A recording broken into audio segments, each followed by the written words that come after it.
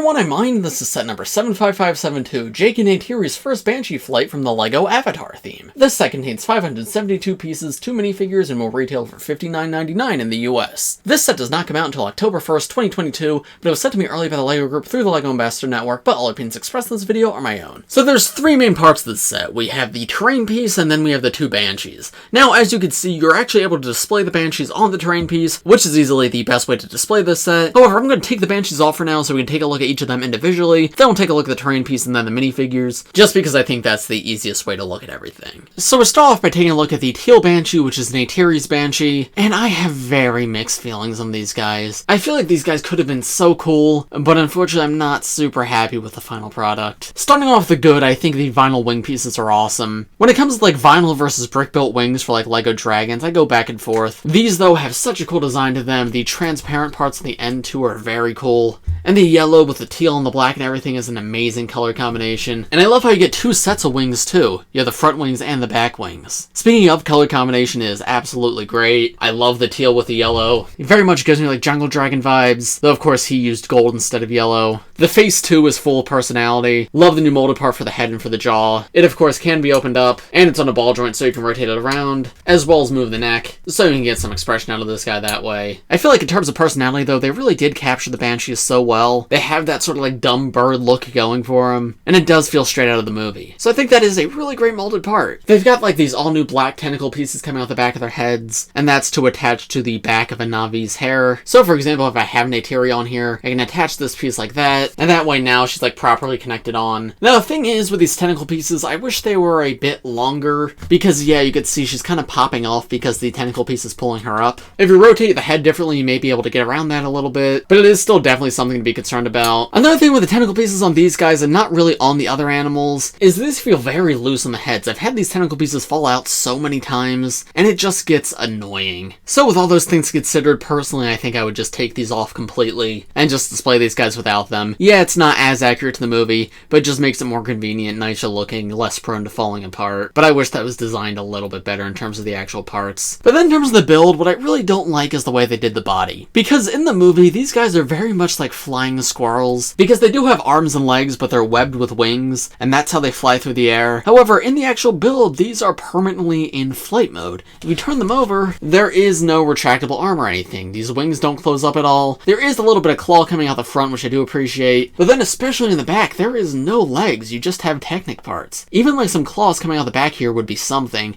but I really wish there was a way to like hinge these down and close them up so that these guys could have proper legs. Because as such, they are stuck permanently in flight mode, which I don't think is fun for play.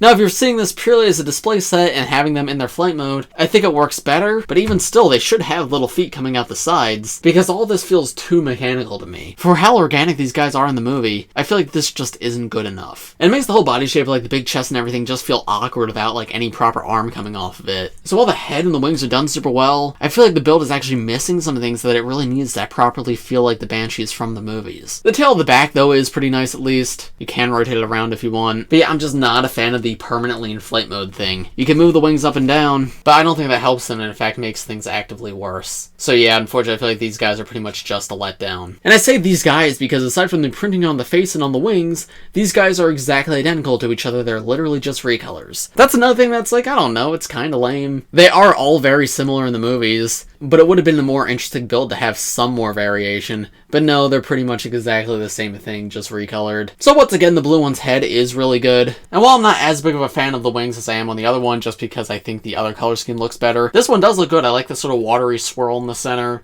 and the purple's a really nice color too, and it once again has some transparent bits. But yeah, other than the wings, it is literally the exact same thing down to the tail. Including on the underside too, where it just feels skeletal, mechanical, and not very organic at all. So now with the Banshees aside, we come to what is probably my favorite part of the set, and that is the terrain build. Now this is absolutely beautiful. You have a floating waterfall coming down the side and this water cascading down at the bottom. I love the way they have like the water popping up and coming down to represent like the waves and the crashes and everything. That is super pretty. We have these carrot pieces in this strange white color, which if you don't recognize that exact LEGO color, that's because it's glow in the dark. Now, glow-in-the-dark carrot is never a piece that I thought we would get, but I'm very happy it exists, because that's a ton of fun. Works really well for the, like, Pandora terrain, but I also think it's fun and useful in other contexts as well. Then you have some of these magenta leaf pieces, which is a very cool color for that part. Right here you have this Technic piece sticking up, and this is where you can attach one of the Banshees. Then we start having some floating islands. So this one is connected on some Technic with a vine coming down. Moving up the waterfall, you have another floating island connected right here. This one also has a brown vine coming down. And then at the very top you have one more floating island. This one has a few more of those glow-in-the-dark carrot pieces. And then there's another Technic piece where you can attach the other Banshee. Taking a look at everything from the back, there's how it looks. And yeah, overall I think the actual terrain here is pretty solid. Here's how you can actually attach the Banshees to the build. You can of course mix up which one's on the top and which one's on the bottom, because again, they are exactly the same build. And yeah, I think that's about it for the actual build of this set. Lots of fun ideas and especially a lot of fun colors, but unfortunately I think the Banshee builds just are not complete. The lack of arms and legs really ruined these guys for me. You guys have to let me know in the comments, because this might be very divisive, but I wasn't a fan of the design when I first saw the set,